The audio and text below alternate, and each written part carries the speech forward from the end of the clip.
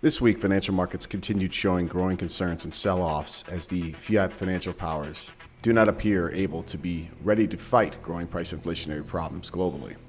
The U.S. stock market, still at historically high bubble valuation levels at present, is off to its worst start in a year since 1939. Looking at where U.S. stocks measured by gold were back then versus now, basically gold bullion would have to outperform the broad U.S. stock market by a factor of 10 through this decade, perhaps even into the next, in order for us to again live through years when stocks became that cheap on a real basis versus gold bullion. In other words, it's a long way to fall from here. We also continue to see the worst bond market performance to start a year throughout this full fiat currency era, over 5 decades running, and according to some, in over a century and a half. Billionaire financial market trader Paul Tudor Jones went on CNBC this week to hammer home some of the worst financial asset classes to be in when inflation cannot be bottled up nor easily tamped down. How are you navigating it? Meaning, to the extent that you're setting up your portfolio to try to get around these swells, what are you doing? It's really hard. Normally, I've got a lot of very strident ideas on things. It's really hard. I'll give an example. So if you look at how much financial conditions index has tightened just in the last month, the only other times that it's tightened this much, and just to remind everyone, financial conditions index is a composite of the stock market, the dollar, credit spreads, and it's a very good indicator of the general strength of the overall economy, a good proxy for it.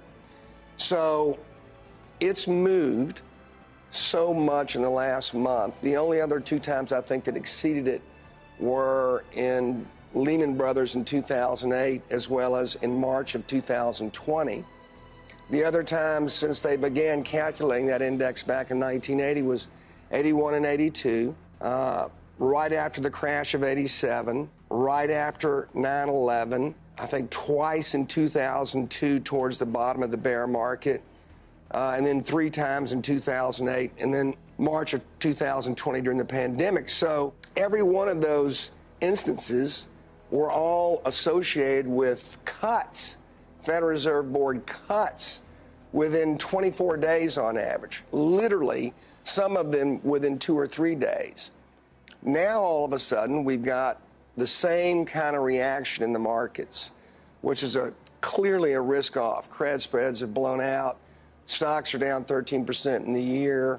The dollar's up significantly.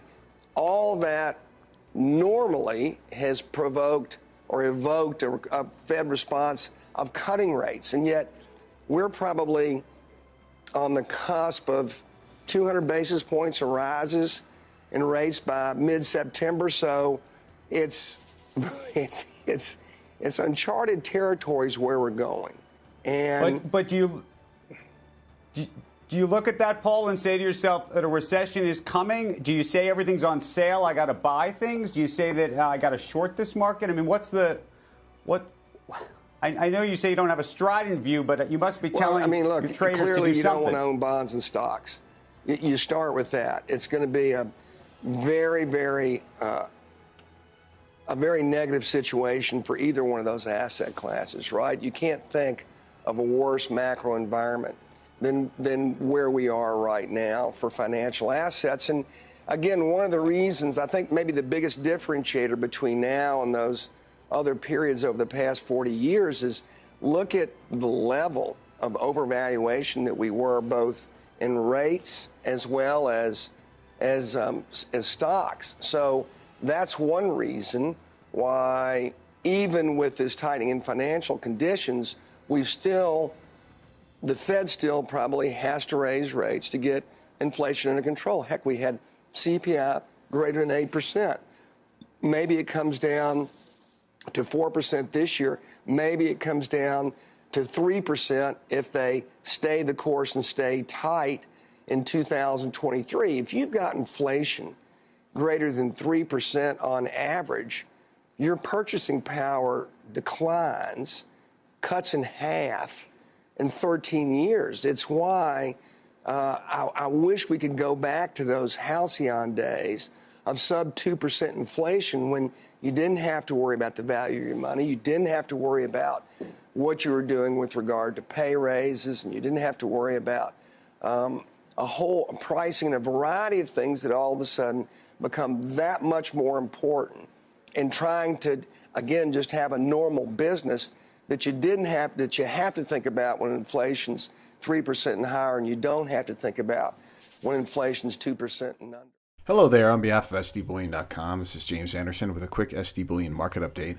Before we go further, please smash the like button so other sound money stackers can also see this content. And be sure to subscribe to our SD Bullion channel so you can get our latest market coverages and also a chance at winning incredible bullion giveaways like this one. When you love silver as much as me, it's really easy to get carried away. Sometimes I just can't keep my hands off of a good deal. So when SD Bullion told me that they wanted to give away some silver for free, I was happy to lend my voice for the cause. Now how much silver are they giving away, you ask? Boom! Yes! 500 brand new Silver Eagles will be going to one of you, and all you have to do is click the link down below and enter for your chance to win, and you could be the next lucky recipient of a phone call like this. Hi, Paul. This is Dr. Tyler Wall, CEO of SD Bullion. How are you doing today? I'm doing great. Well, I'm calling you to let you know that you won the SD Bullion giveaway of a monster box of Silver Eagles. Well, thank you so much. This really made my day. So click the link below and enter, because the next big winner of 500 Silver Eagles could be you. Yep, okay, got it. Click the link below to enter our new 500-ounce American Silver Eagle coin Type 2 giveaway contest. And good luck to all of you who take part. Silver and gold and fiat Federal Reserve notes had another down week in trading price action. The spot silver price and gold price have been in downward trends for the last 20 days running. The gold-silver ratio closes this week at 84. For those looking to acquire physical bullion, this appears to be an excellent time to add to positions given these spot price sell-offs of late. Of course, there could be some further downside to come, but on a long-term price chart, silver's next major snapback and price run should reward those who bet on the bullish fundamental factors building. Meanwhile, the fiat US dollar has been showing strength over the last 2 months versus other competing fiat currencies, but it's important to keep the larger macro picture in mind when valuing gold versus other major global fiat currency units. For instance, this week we saw a sharp devaluation trend perhaps only just beginning in the fiat Chinese yuan, a major economy suffering from pandemic lockdowns in major city centers and a real estate bubble coming undone. If the fiat yuan continues to devalue at such a historic pace, look for financial volatility to continue showing up in Western financial markets. Yuan depreciation tends to signal risk-off sentiment globally. You might recall previous cycles during the first COVID wave in 2020, a deleveraging drive in 2019, the trade war in 2018, and the chaotic yuan devaluation in 2015 coincided with declines in global stock markets. The recent sell-off in the spot gold price denominated in fiat US dollars is also not being shared by other major fiat currencies around the world at the same time. For example, in China, the gold price has remained stout in face of their fiat currency sharply devaluing of late. As well, similar can be said for the world's second largest fiat currency devaluing versus gold in euro terms. It can also be said in fiat British pounds versus gold, and as well in fiat Japanese yen devaluing against gold of late. And while this recent trend of the fiat US dollar strength has allowed US bullion buyers to acquire more ounces for their national fiat currency units, the long-term trend remains strongly intact. Our customer base continues to heavily swap out of unsecured promissory notes for the hardest monies known to mankind. That's all for this week's SD Bullion market update. As always, to you out there, take great care of yourselves and those you love. If you enjoyed this content, be sure to give our video a thumbs up. To keep getting bullion-related news and industry insights, be sure to subscribe to our channel. Finally, hit that alert button so you know when we publish fresh content.